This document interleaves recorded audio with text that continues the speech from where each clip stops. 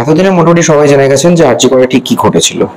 আরজি করে যে PGT student মারা গেছিলেন এবং তিলোত্তমা খুন ও ধর্ষণের ফলে গোটা রাজ্য জুড়ে আগুন জ্বলেছিল, আন্দোলন হয়েছিল, ডাক্তাররা আন্দোলন করেছিল। সেই সময় বহু মানুষ আস্তে আস্তে আন্দোলনের দিকে এতটাই ঝুঁকেছিল যে মনও তাদের খারাপ হয়েছিল এবং অনেকেই ভেবেছিল যে হয়তো উৎসব থেকে অনেকেই সরে যাচ্ছে। সেই সময় আমাদের রাজ্যের মুখ্যমন্ত্রী বলেছিলেন উৎসবে ফিরুন। এই উৎসবে ফিরুন করতে গিয়ে আরো ট্রোলড হয়েছিলেন এবং সেই সময় অনেকেই বলেছিলেন যে এরকম একটা সিচুয়েশনে কি করে উৎসবে ফেরা যায়। সত্যি উৎসবে ফেরার অত সহজ নয়। পুজো হতেই পারে, পুজো হবে, নিয়ম মেনে হবে, পুজো হবে, কিন্তু উৎসবে কি ফেরা যাবে? এটা একটা বড় প্রশ্ন, আজকের দিনে দাঁড়িয়ে থাকা একটা বড় প্রশ্ন। তার কারণ উৎসবে ফেরা মানে কি জানেন? ভালো খাওয়া দাওয়া হবে, ঘুরবো ফিরবো, আনন্দ করব, সেলফি তুলবো, ঠাকুরের ছবি তুলবো, রিল বানাবো, এই ঠাকুর এরকম হয়েছে, ওই প্যান্ডেল অমুক হয়েছে, প্যান্ডেল হপিং হবে পঞ্চমী থেকে নবমী পর্যন্ত। এইটা হচ্ছে উৎসব। কিন্তু তার জন্য একটা ভালো পরিস্থিতি দরকার, একটা খোলামেলা পরিবেশ দরকার, মনটা ভালো হওয়া দরকার। সেই জায়গাটা কি এখনো পর্যন্ত তৈরি হতে পেরেছে? উৎসবে ফিরবো বা উৎসবে ফিরুন বললে কি ফেরা যায়?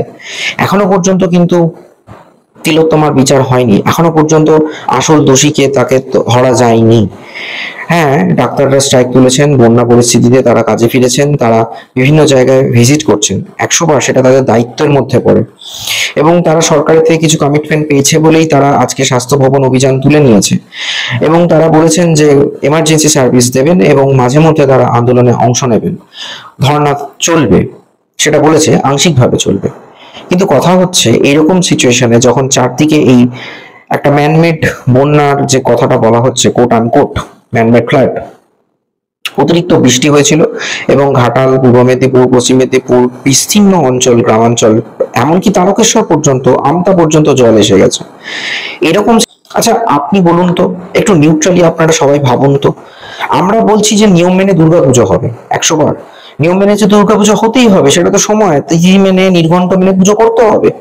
তাহলে সেই সময় যদি আমরা মায়ের কাছে পুষ্পাঞ্জলি দেব, মাকে আমরা কামনা করব যে আমাদের দিন ভালো যায়, ভবিষ্যৎ যেন আরো ভালো হয়, সবাই সব মনোবাঞ্ছা বা মনোবাসনা মায়ের কাছে জানাবো। অবশ্যই তার সাথে তিলোত্তমার বিচার হওয়াটা একটা বড় প্রশ্ন, যেখানে বিচারটা যেন তাড়াতাড়ি হয়, এটা একটা বলা পর্যন্ত আমরা সে অর্থে আমি আমার নিরীক্ষে ধরলেও তো সবাই সমান নয়, সবাই তাদের বাড়িতে বাচ্চারা রয়েছে, তাদের জন্য করতে হবে, দায় দায়িত্বের একটা ব্যাপার থাকে, আমাদের বাড়িতে বা আমার রয়েছে, দায় দায়িত্বের একটা ব্যাপার থাকে, কেনাকাটা করতে হবে, বেরোতে হবে, এটা সবটাই বেরোতে হবে, কিন্তু মন থেকে তো একটা ভালো লাগারও ব্যাপার থাকে। তো দিনের মধ্যে দুদিন যদি প্যান্ডেল হপিং করার মতো পরিস্থিতি তৈরি হচ্ছে কিনা, সাময়িক পরিস্থিতি কিরকম থাকছে, এই সব কিছুর উপর বেস করে তো নির্ভর করছে পুজোয় উৎসবে আমরা ফিরবো কিনা। গতকাল রাতেও একটা মশাল মিছিল হয়েছিল 42 কিলোমিটার, আগামীকাল 22 তারিখ একটা মিছিল হবে নৈহাটি থেকে ডানলপ পর্যন্ত 42 কিলোমিটার, সিভিলের উত্তরপাড়া থেকে ব্যান্ডেল অব্দি হবে 42 কিলোমিটার রিলে মশাল মিছিল।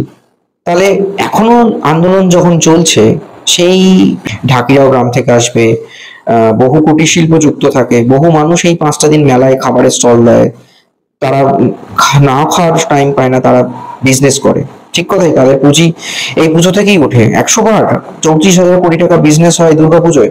পশ্চিমবঙ্গে জিডিপির প্রায় থেকেও 4% বেশি ওঠে এই দুর্গাপুজোর 5 দিনে, শুধু দুর্গাপুজো বলছি।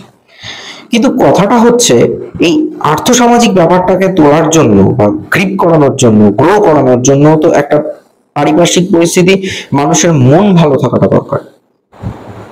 একটা হালকা পরিস্থিতিতে মনটাকে, চলো ভাই আজকে আমি ঠিক হয়ে গেল, আমরা উৎসবে ফিরলাম, বললাম আর চলে গেলাম, সেভাবে তো হয় না। না, তারপর নাটা হচ্ছে এক কোমর জল, এক বুক জল, এক মানুষ সমান জল, একতলা কাছাকাছি জল উঠে যাচ্ছে, নৌকা করে মানুষ যাচ্ছে।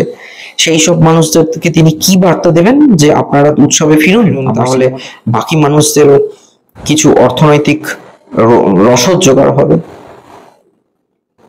তিনি এখন কি বলবেন এটা আমি জানার অপেক্ষায় রইল। Stay tune on Bong stories. ভিডিওটা কেমন লাগলো অবশ্যই জানাবেন।